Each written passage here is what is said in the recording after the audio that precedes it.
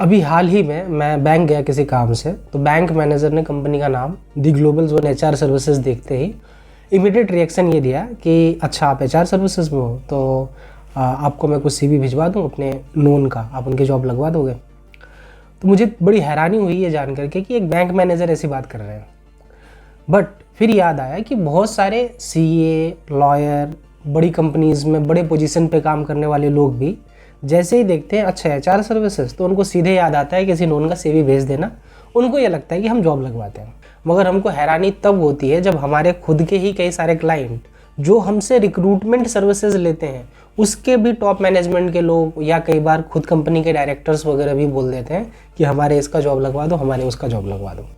तो ये एक ऐसा टॉपिक है जो आई थिंक सबको जानना बहुत ज़रूरी है कि प्लेसमेंट और रिक्रूटमेंट एजेंसी बहुत ही डिफरेंट फंक्शन करता है। तो बात करते हैं प्लेसमेंट एंड रिक्रूटमेंट के डिफरेंस की। प्लेसमेंट का हम आगे बात करेंगे क्योंकि जितने भी फ्रॉड केसेस होते हैं जॉब मार्केट में वो प्लेसमेंट एजेंसीज़ को रिलेट करता है।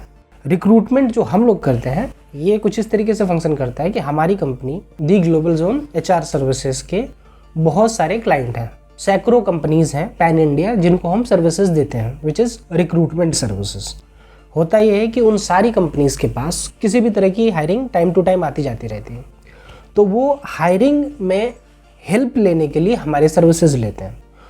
खासकर डिफ़िकल्ट प्रोफाइल जो इजीली कंपनी खुद से क्रैक नहीं कर पाती उसके लिए हम जैसों की मदद ली जाती है, जिसमें कैंडिडेट नहीं मिल रहे होते हैं या टाइम कम है, उनको अर्जेंट बेसिस पे रिक्वायरमेंट है, तो हमारी सर्विसेज ली जाती है।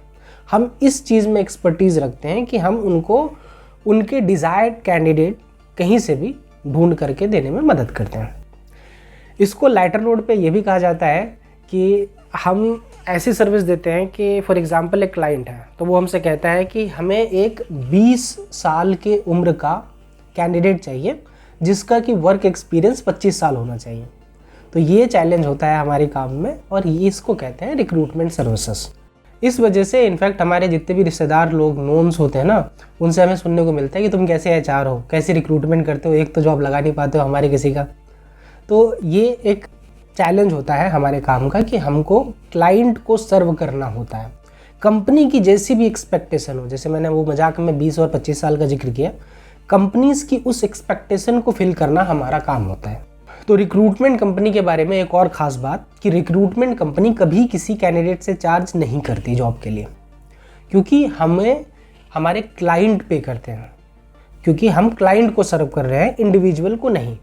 एक मैं एग्जांपल के तौर पे समझाना चाहूँगा। कोविड से ठीक पहले एक कैंडिडेट की एक कंपनी में जॉब लगनी थी, मगर वहाँ पे 2 लोग शॉर्टलिस्ट हुए सिंगल पोजीशन में, फाइनल राउंड में 2 सेलेक्ट, मगर अब उसमें से कंपनी को किसी एक को रखना है। तो जो सेकंड चॉइस वाला कैंडिडेट था वो बहुत ज़्यादा कीन था और उसने मुझे इनफैक्ट 2 महीने की सैलरी ऑफ़र करी थी जो अप्रॉक्सीमेटली 3.5 लाख रुपए है। उसके बावजूद वहाँ पे वो जो सेकंड चॉइस वाले कैंडिडेट थे उनकी हायरिंग हो ही नहीं सकी, या ये कही हमने रिकमेंड किया ही नहीं, क्योंकि हमको पैसा भी मिल रहा था, बावजूद उसके हमने उसको रिकमेंड नहीं किया। क्यों? क्योंकि अगर कल को कुछ भी होता है क्योंकि वी ऑल आर ह्यूमन, तो कुछ भी हो सकता है, तो वो क्लाइंट रह के हमको याद करते रहेंगे। तो ये हमारे काम का पार्ट नहीं है। हमारा एक्सपर्टीज़ है टैलेंट सर्च में, हम सर्च करना जानते हैं और इसी चीज़ का हम पैसे लेते हैं कंपनी से, और यही वजह है कि हम किसी कैंडिडेट से चार्ज करते ही नहीं और कर ही नहीं सकते। तो अब बात करते हैं प्लेसमेंट एजेंसीज़ की। तो प्लेसमेंट एजेंसी खासकर छोटे लेवल पे काम करते हैं, छोटी कंपनी, एसएमईज़ में भी बहुत छोटी कंपनी, क्योंकि ऐसी कंपनी जो हम जैसे रिक्रूटमेंट कंपनी को पे नहीं कर सकती, ये भी एक इम्पॉर्टेंट पार्ट है। तो वो छोटी कंपनी होती है, वो हमें अफोर्ड नहीं करती, तो वो क्या करती हैं, प्लेसमेंट एजेंसीज़ का मदद लेती है। प्लेसमेंट एजेंसी क्या करती हैं, वो कैंडिडेट से, इंडिविजुअल से पैसे लेती हैं और वो उसको इंटरव्यू के लिए भेजती हैं, रिकमेंड भी करते हैं, और समहाउ छोटी कंपनी है तो वहाँ चल भी जाता है। कुछ केसेस में बड़ी कंपनी भी हो सकती हैं, मगर वो कहते हैं ना सेटिंग के थ्रू या रेफरेंस एंड ऑल, अगर कोई कंपनी करती है, खासकर ये कंपनी तो नहीं करती है, अगर कंपनी के कोई इंडिविजुअल करता हो तो वहाँ पे ये फंक्शन करता है। तो ये हो गया मोटा मोटा। कई केसेस में जहाँ पे बहुत कम स्किल्स कैंडिडेट चाहिए और बल्क हायरिंग चाहिए, तो उस केस में कंपनी हमारे बजाय प्लेसमेंट एजेंसी को ज़्यादा प्रेफर करती है। हमारी कॉस्टिंग बहुत ज़्यादा हो जाएगी, प्लेसमेंट एजेंसी पैसे नहीं लेती, तो आ जाओ बल्क में, आप भी भेजो, जिसका सेलेक्ट हो गया वो चलेगा। तो ये इस तरीके से फंक्शन करता है और इसी में होता है सारा पैसे का खेल कि वो जॉब के नाम पे पैसे लेती है। तो ये जो मैंने बात करी है ये तो वो एजेंसीज़ की बात हो गई जो जॉब लगवा देती है। जो नहीं लगवाती है उससे रिलेटेड आप एक वीडियो इधर भी देख सकते हैं और भी बहुत सारे वीडियो चैनल पे है फेक प्लेसमेंट एजेंसी से रिलेटेड। तो होता क्या है कि आमतौर पे प्लेसमेंट एजेंसी पैसे लेती है जॉब के नाम पे या जॉब दे के पैसे लेती है। तो जो जॉब दे के पैसे लेती है उसके जेन्युइनिटी के चांसेस थोड़े ज़्यादा होते हैं, मगर अगर जो पहले पैसे लेती है वहाँ पे फेक होने के चांसेस 99% से भी बढ़ जाता है। तो ये मोटे तौर पे फ़र्क है एक प्लेसमेंट एजेंसी और एक रिक्रूटमेंट कंपनी में। प्लेसमेंट एजेंसी से रिलेटेड या खासकर फ्रॉड से रिलेटेड चैनल पे बहुत सारे वीडियोस हैं जिसमें हम आपसे ये भी कहते हैं कि आप अपने साथ हुए किसी भी फ्रॉड प्लेसमेंट का एक्सपीरियंस शेयर करें ताकि उससे रिलेटेड हम और वीडियो बनाएं ताकि ज़्यादा से ज़्यादा लोगों की मदद हो सके और वो ऐसे फेक एजेंसीज़ के झांसे में आने से बच सकें और अपना पैसा बचा सकें।